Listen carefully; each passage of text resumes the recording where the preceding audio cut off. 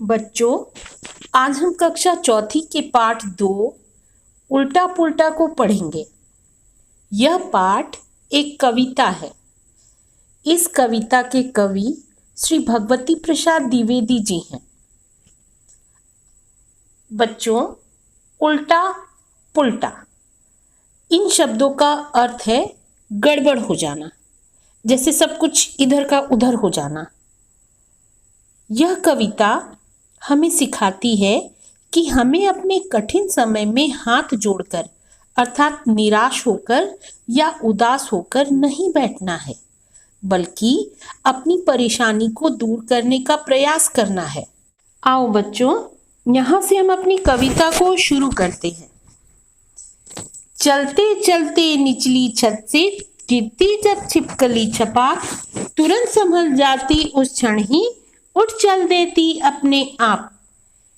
इन पंक्तियों में कवि कहते हैं कि जब छिपकली दीवार पर चढ़ते हुए छत पर पहुंचती है, तब अचानक से वह नीचे गिर जाती है और नीचे गिरने पर वह रोती नहीं है और न ही किसी का इंतजार करती है कि कोई आएगा और मुझे उठाएगा, बल्कि वह उसी क्षण अर्थात उसी पल या उसी समय वह खुद संभल जाती है और उठकर चलने लगती है।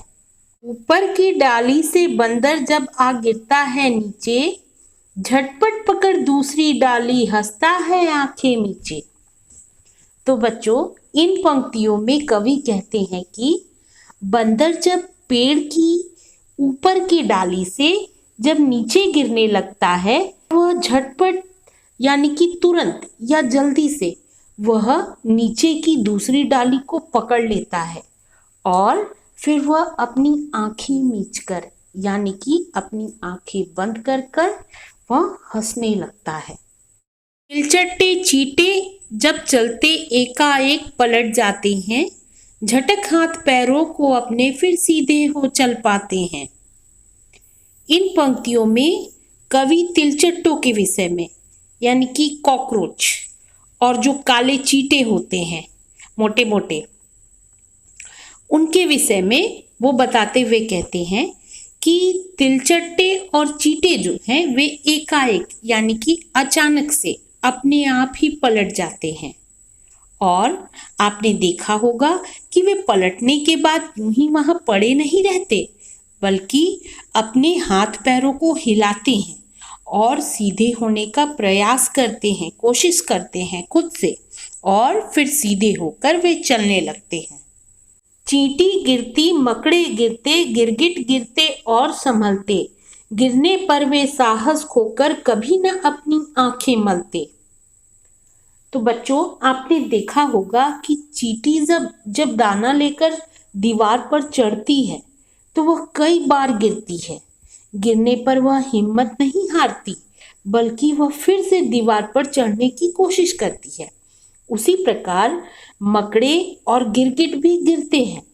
गिरने पर वे खुद ही संभलते हैं और गिरने पर कभी भी वे अपना साहस यानी अपनी हिम्मत नहीं खोते हैं और ना ही कभी पीछे हटते हैं। ना ही वे रोते हैं और ना ही दुखी होते हैं। गिरने और पिछड़ने पर जो हिम्मत खोते हैं पछताते हैं। धूल झाड़ जो तुरंत संभलते, वे जीवन में सुख पाते हैं।